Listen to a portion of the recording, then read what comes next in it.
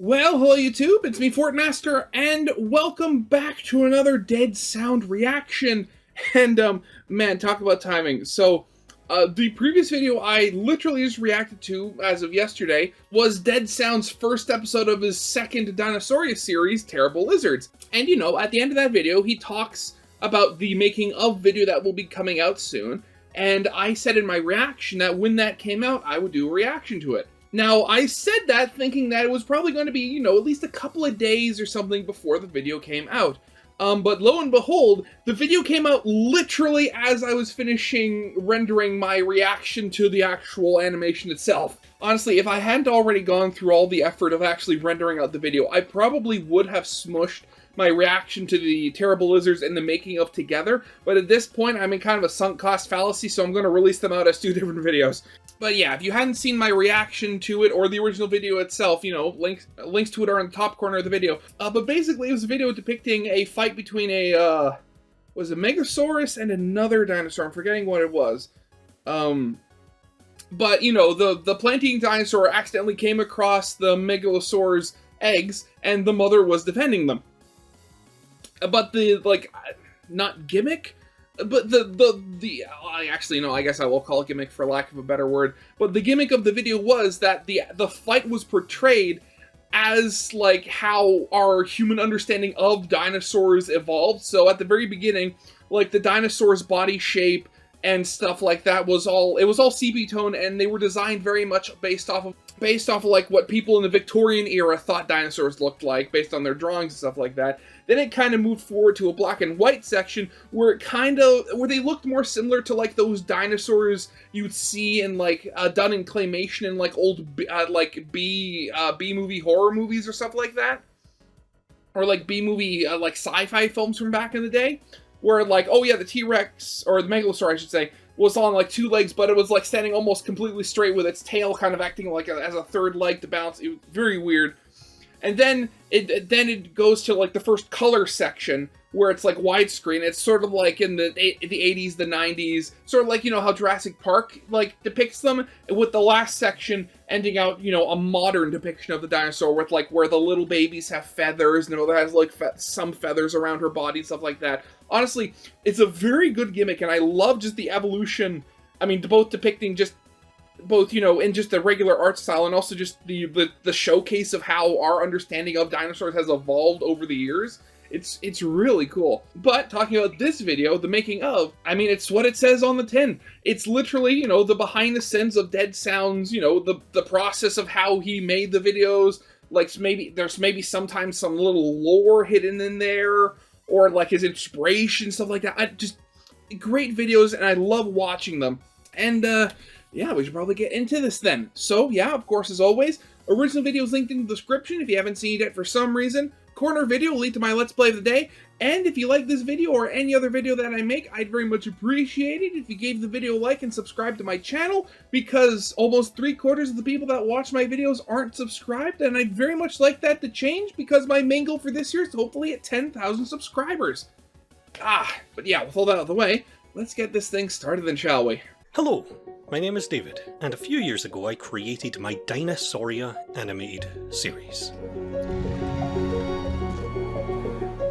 This was an enormous project requiring an almost unfathomable amount of work. Tons of research, tons of drawings, a gigantic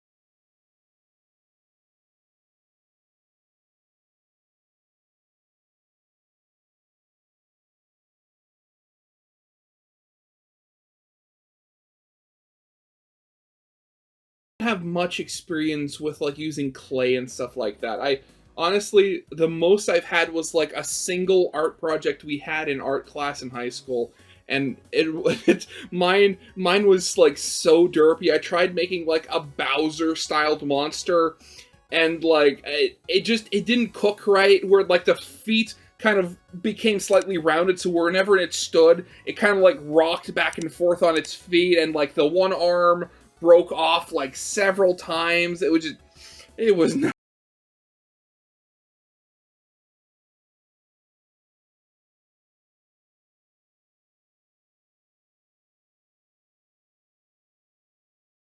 Also, there's these sketchbooks, man. I wish they like you could buy these somewhere. Like, well, actually, no. I think you can get them from his Patreon, but I'd love to buy like a physical replica of these, because these they look like they'd be nice to hold.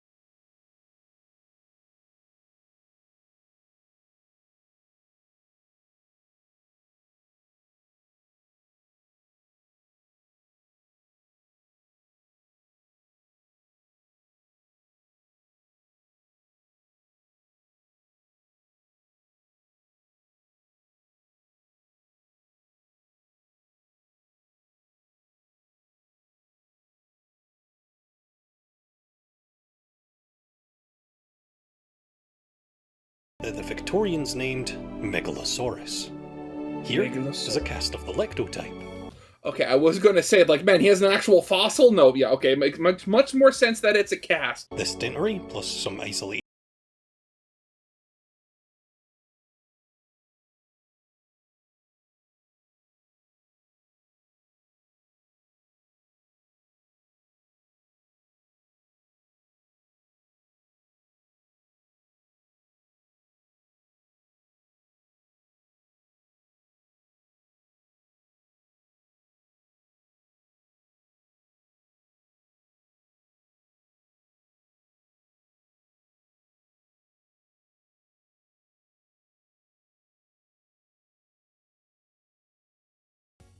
Really?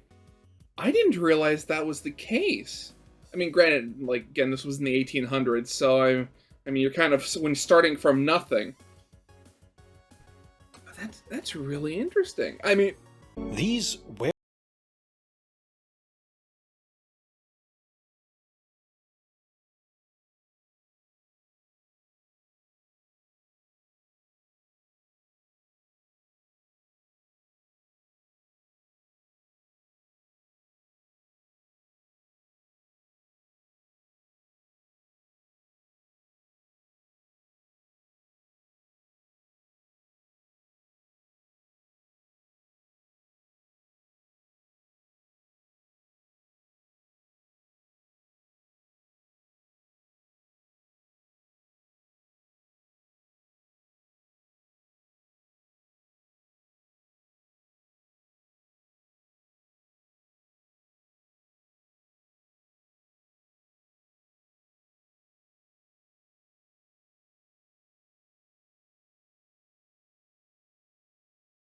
its skinny wee legs needed all the structural support I could give them. yeah, okay, that does make a lot of sense. I mean, again, like, not that much experience with any of this. Honestly, like, I have heard of milliput though, and that's purely because I've seen like one of my phases like was that I loved watching people make like the little like model tanks and stuff like that in dioramas. And one of the guys I usually watched, God, I can't remember what it was, but he'd always like make new weld seams on the tank using the milliput and like to like give it more detail and more realistic weldings and stuff like that. And again, like, this is, even now, like, this is before he's added, like, the skin texture or even made the head. And, like, that is just leagues ahead of literally anything I could make. I mean, like, I've always loved working with my hands. It's part of the reason why, like, when I was a kid, one of my favorite toys were Legos. I mean, if I had the chance, I'd still be buying myself Legos. But it's, like, honestly, I mean, I guess that it just comes with an experience But like the whole thing with me is like it's that it's always that, that little disappointment where the stuff you make or the stuff you put together doesn't match what you put in your head. And honestly, I'd imagine it's the constant buying of clay and stuff like that. One, it's a little dirty. And honestly, like, I don't think I'd ever, go back to working with clay or trying anything with clay purely because, I mean, one, it's a big block. I mean, where are you going to store it? And you have to store it properly so then it itself doesn't dry before you use it. And then, you also have to store them once you've actually made them. And After all was dried and cured,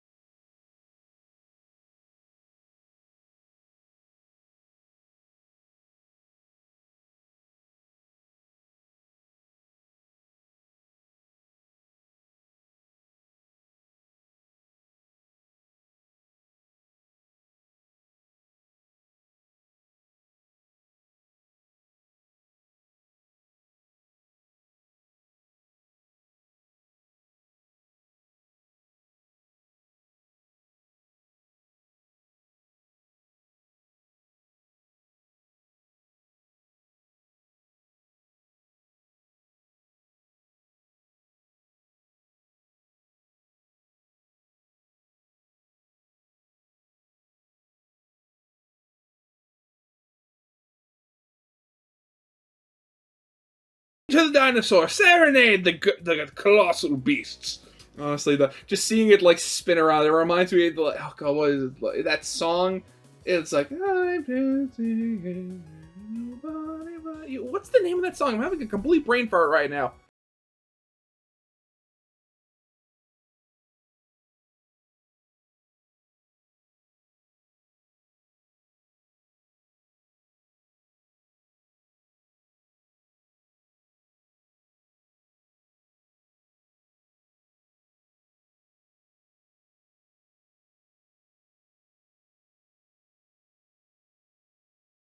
It's a meat-eating dinosaur. I mean, it doesn't have to look pretty to us. But it's funny. I was looking. It's like, oh, unorthodox, like purple color. But at the same time, like I remember the tiger is a thing, and the tiger, a big cat famous for hiding in jungles and stuff like that, is bright orange. And that's because I forget. I think if I remember correctly, I think that's because many of the animals that it hunts as prey are essentially colorblind or have limited color vision. So to them, the bright orange in shadow looks like green. So it's like, who's to say that if this actually was real, it wasn't like the herbivores didn't have the same like limited color range. I haven't sculpted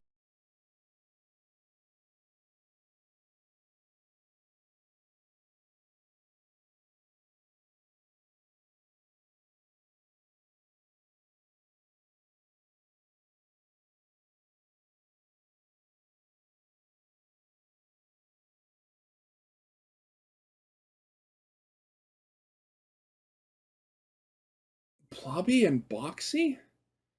I mean, maybe it's just me, but I honestly don't see it. You see, originally I made these sculptures to better understand the animal I was going to animate.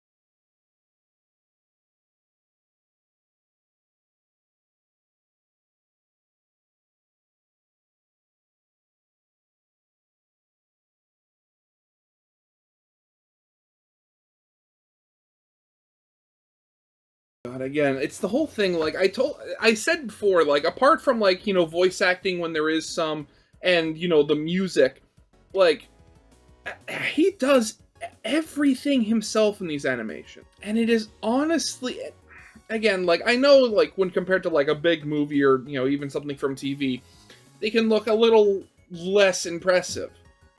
But that doesn't change the fact that they look wonderful. And the fact that all of it is still made by a single guy. Oh, I mean, that's just inspirational right there.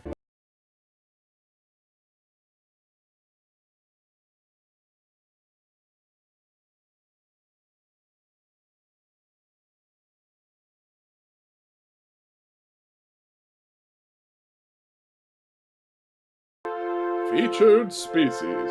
During the first stage multiple of Terrible versions Lizards, of we them. see all three dinosaurs we had back at the dawn of Dinosauria: Iguanodon, Hylaeosaurus, and Megalosaurus. These designs were heavily based on the life-size statues designed by Benjamin Waterhouse Hawkins that still stand in Crystal Palace Park today. In fact, the opening two shots of this film are a direct reference to these cornerstone pieces of paleo history. Oh, okay, nice. These depictions may seem incredibly outdated today, Well, and they are. But it's very important to remember that the Victorians had very little to work from when trying to reconstruct these animals. Not only were the fossils super fragmentary, but back in 1842, science just wasn't the same as it is today. This is a time before paleontology, before evolution by natural selection, and before the modern concept of extinction. Actually, wait, thinking about it. When did the theory of evolution come about? Like, when did Darwin? Because this is 1842. It can't have been that much farther afterwards, right? So 1858. Okay. Yeah, so a few years later, and then obviously it would take more years after that before it would be widely accepted, obviously. So, yeah, okay.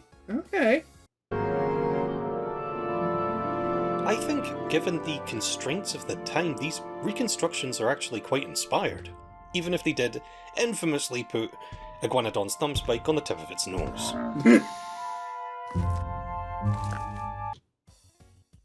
You know what?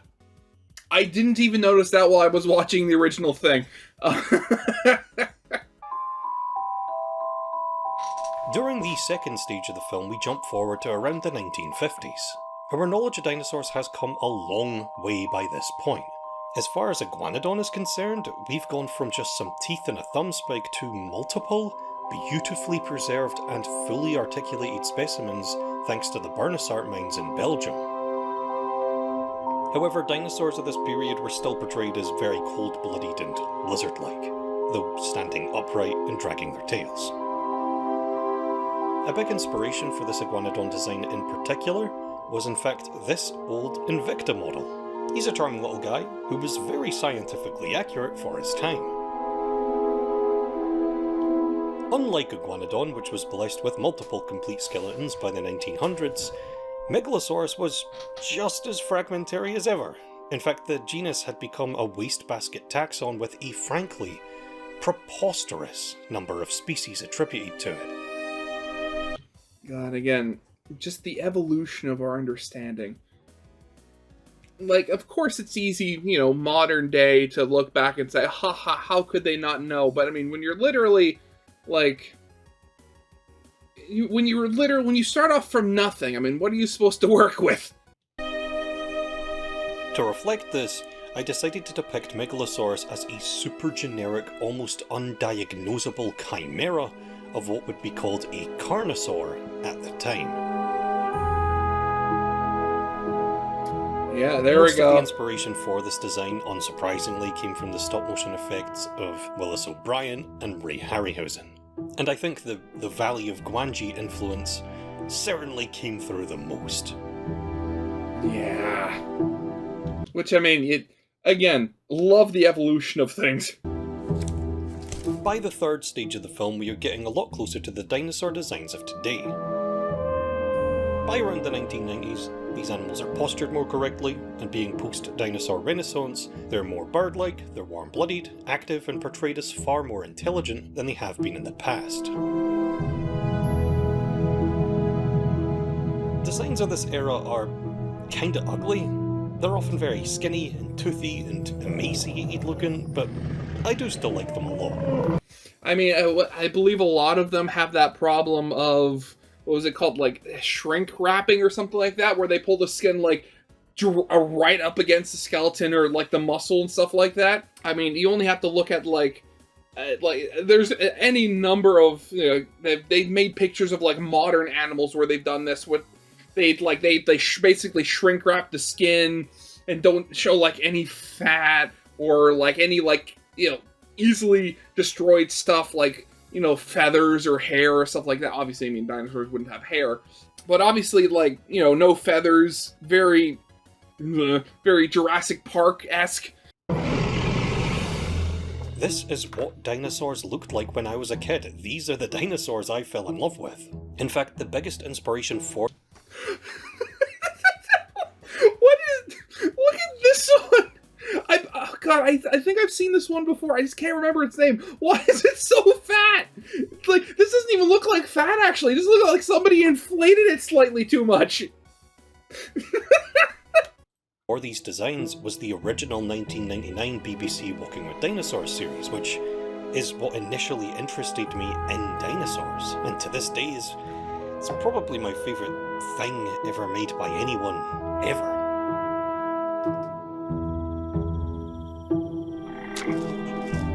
By the final stage of the film, we catch up to the dinosaur art, science and media of today. A lot of the changes here are quite small, but I think really add up to create vastly more naturalistic looking designs. And with the Megalosaurus, feathers, for example, is now holding its hands in the correct orientation, the animal is more fleshed out, it has lips and a dozen other things, but the most obvious change here is definitely the addition of feathers. Again, like, my favorite aspect was, like, in the, you know, in the original episode, when the babies first hatch and they're just kind of like squawking at their mother as it's fighting. I love the fact that in like the 1920s, they're not moving and they're just opening their mouths, so they almost look, again, like puppets that are just standing there with like somebody's hand in them. It's like, it's so funny. While we have no direct evidence of feathers in Megalosaurus itself, there is a small possible megalosauroid called Sciurimimus, which definitely does. But even regardless of that connection, it's just an incredibly popular trend to add speculative feathers to dinosaur designs today, just as shrink wrapping was 20 years ago and tail dragging was 70 years ago. Again, I remember, I hope I can find it so I can put it in the video here, but I remember finding like a Tumblr post about somebody talking about this, and they depicted a T-Rex as like being... like, what if the T-Rex had the body shape of, like, a chickadee? So you look at this giant thing, and it's just a big ball of feathers, and it looks basically identical to a chickadee, except instead of a beak, it has, like, the end of its snout. It was so funny.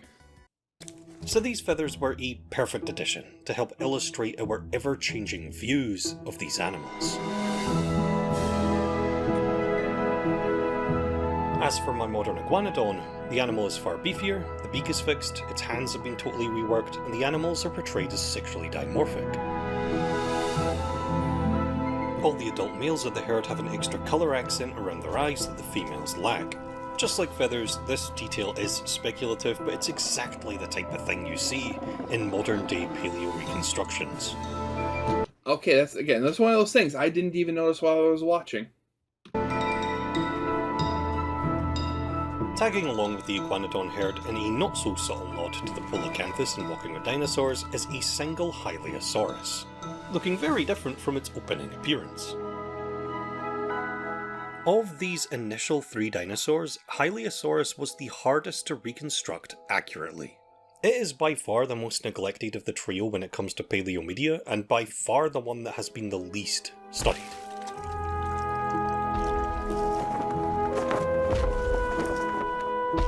The final 2 animals featured in the film are Clobiodon and Cetiosaurus. Clobiodon is a rhamphorhynchid pterosaur and Cetiosaurus is a sauropod dinosaur. Man, what a I don't nose. have a whole lot to say about these 2, they were kinda last minute additions to the film, but one of the 2 people who redescribed Clobiodon in 2018 is actually a Patreon supporter of mine, which I didn't learn until yesterday, so shout out to you, Michael. Thank you. Jeez, okay. Wow, Man, if only you'd known that earlier, you could have gotten some really accurate, critiques for your animation. Jeez. Thank you for your work, and I hope I did your little pterosaur proud. Cetiosaurus, on the other hand, is of note because it's the first sauropod we ever discovered. In fact, it was named the same year Dinosauria was formed, 1842, but was originally misidentified as a large marine reptile. And because of this, Cetiosaurus likely only just missed out on becoming the 4th founding member of the Dinosauria clade. Oh, okay. Lining all of these models up, oldest to newest, you can really see the history of our understanding of these mysterious creatures evolve over the past 200 years. Starting with the initial elephant-like reptiles of the Victorian era. Again, I really have to wonder, because, where did this body plan? Why did they automatically assume that all of them were, quadrupeds and basically had the same body plan? Because, if, in the beginning, all you had was, a bit of a jaw to work with. I mean, this is a lot of extrapolation. Followed by the tail-dragging, lumbering, and cold-blooded monsters of the 1900s, then the more active, bird-like, and intelligent portrayals of the dinosaur renaissance, and finally, the naturalistic and contemporary depictions of today.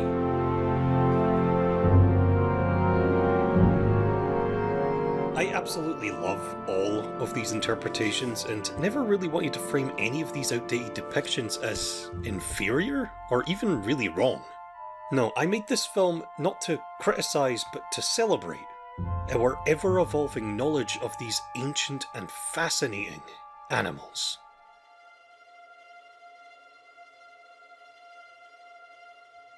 Before I move on to the next segment, I wanted to inform you all that I'll be speaking at DinoCon 2025. This will be a big dinosaur-themed convention which will be held at the University of Exeter in England on August 16th and August 17th. Well, it looks like I'm not going to be able to show up, though. Drat. I'll be speaking specifically on the 17th in person about my background, my animation work, my Dinosauria series, and everything in between. Feel free to check out the DinoCon 2025 website for more information. Ah, here we go. I create my animated short films using a mix of 2D and 3D animation. All the characters, creatures and props are 3D models, animated in 3 dimensions but textured to look as 2-dimensional as possible. The environments these creatures live in, however, are all 2D drawings.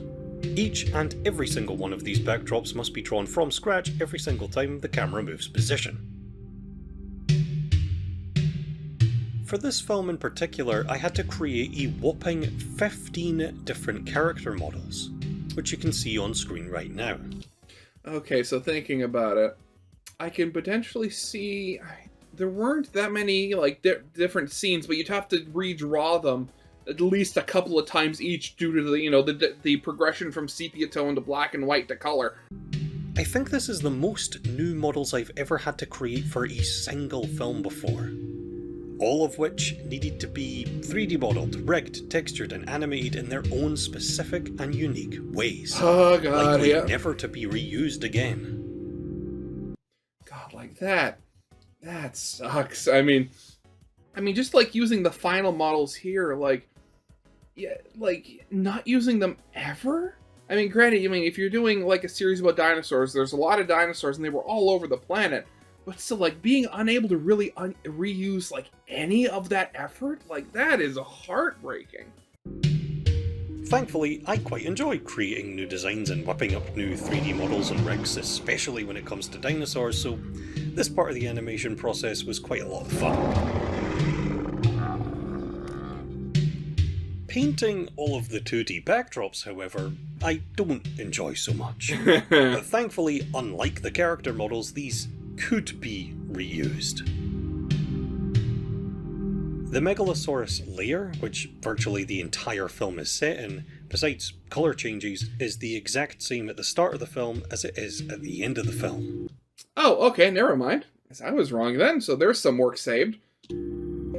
I did have to account for different aspect ratios for different segments as we switch from like full frame 16:9 to CinemaScope to 4:3 and so on. Oh god, I didn't even notice.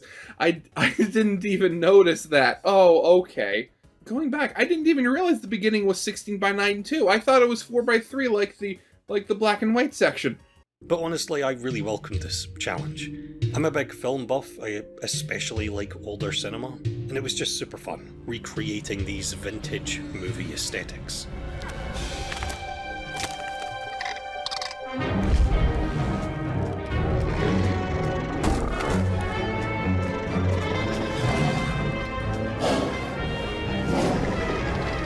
Again, like the one going back, like I love again like the less accurate body plans because you just have this guy, you have him just standing there like this, like I'll stab you with my thumb spikes, like I'll do it. Just, like again, this one's particular, especially from that one scene where it kind of like puts its hand on the wall when it's knocked back. Like it very much feels like a person in a suit, and I just love that aspect of it.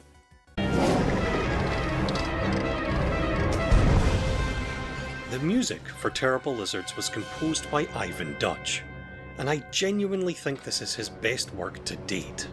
I feel you can absolutely hear echoes of The Rite of Spring featured in Fantasia, 1933's King Kong, Walking with Dinosaurs, and even the modern big-budget orchestral soundtracks of nature documentaries of today, all in this one score, evolving as the film evolves.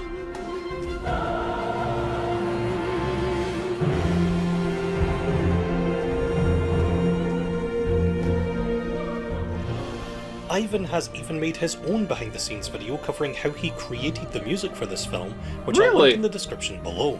Please I might have to do watch go that check later. out Ivan's work if you haven't already. His YouTube account, his Patreon, his website, his whatever else, because he deserves so much more attention than he gets for his truly fantastic work.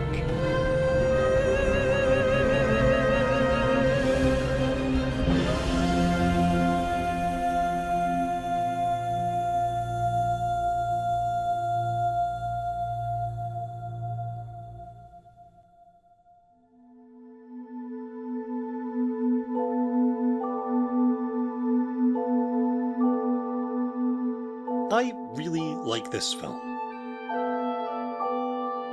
It's incredibly different from the other films in the series, and I think it's a really great celebration of our history with dinosaurs. It was also just a lot of fun to make. Being chopped up into 4 distinct smaller parts made this film much more pleasant to work through than usual. It was just a lot tidier and far less overwhelming this way. I also really enjoyed just drawing so much inspiration from a whole bunch of stuff I love. Movies, books, documentaries, paleo art, and even toys. This film is full of Easter eggs and references to all of my favourite paleo media over the past 2 centuries. Again, just the whole thing. Like, thinking back, like, just, like, the subtle differences between, you know, the 1990s and the modern day one, at the very least. If, like, Jurassic Park was made today, like, from scratch, like, I very much believe that I'd very much love to see, like, a modern depiction, or maybe, like, I mean, granted, I haven't actually watched any of the modern, you know, Jurassic World movies, but the idea of, like, watching, you know, or maybe, like, seeing that where you have, like, the weird dinosaurs they have, because I think the in-universe logic for them not having feathers or anything is because they used frog DNA or something to fill in the gaps in their in the dinosaur's DNA. But like, I'd love to see like an authentic dinosaur up against one of the just pure scaly versions they have. Subtle nods to everything, like the original King Kong, Phil Tippett's prehistoric beast, and Walking with Dinosaurs, and so much more. But I also have a few issues with it. The biggest of which is something I feel I definitely need to discuss. These 2 animals, Megalosaurus and Iguanodon, were actually separated by approximately 40 million years. Ah! Okay, yeah, that would definitely be an issue.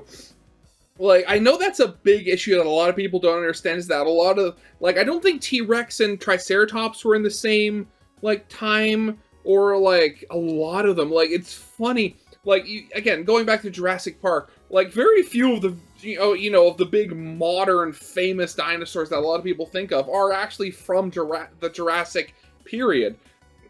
Like, they're from either before or after. It's really funny. So even though they're often depicted as a pair and are found in the same country, Megalosaurus is from the Middle Jurassic, and Iguanodon is from the early Cretaceous. They didn't live together at all. This inaccuracy was not an oversight, it wasn't a mistake, and the original ending of this film did address it, which I'll show now. Really? Or are they going to, like, fade out of existence or something?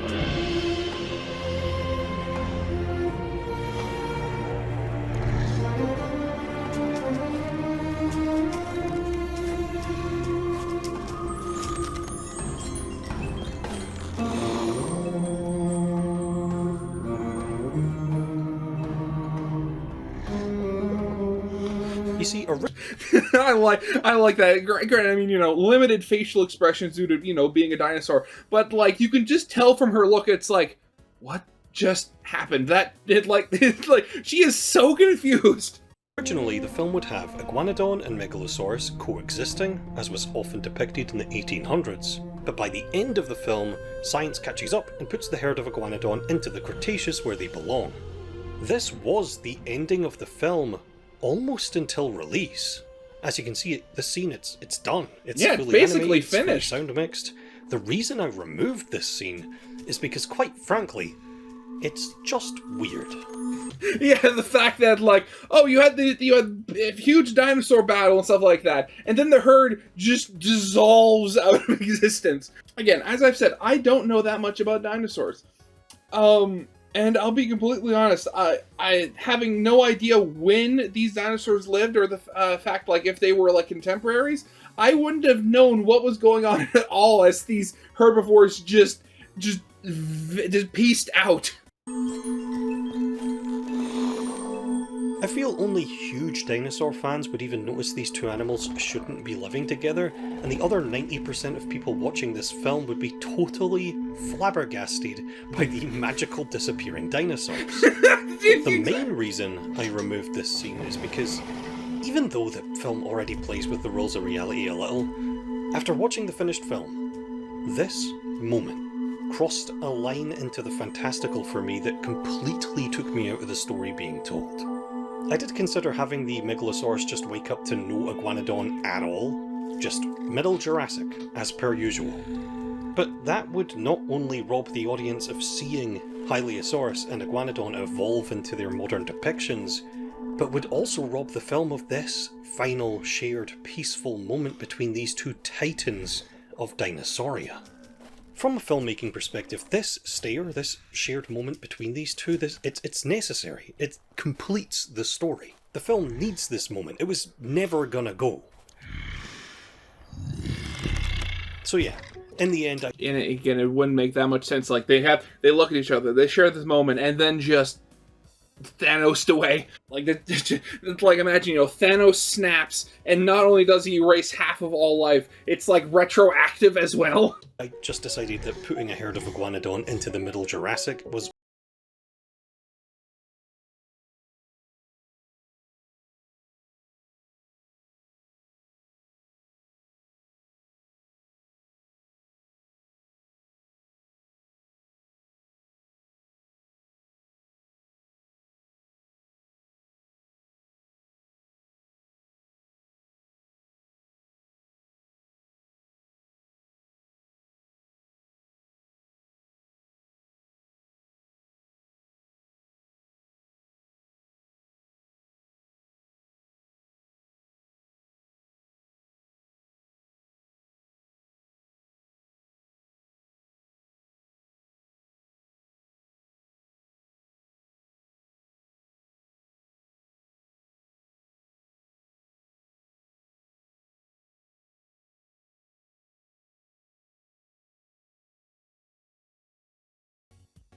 And wait, Dinosauria Episode 8, Down Under.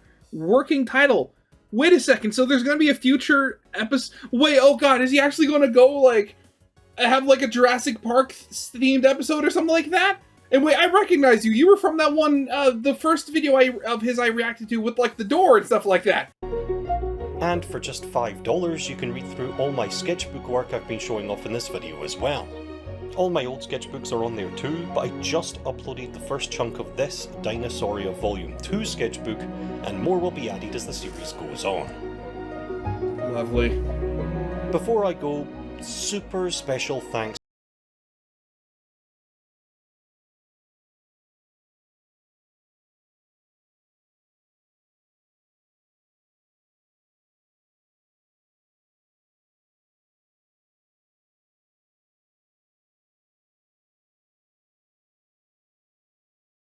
before. I love all of his work.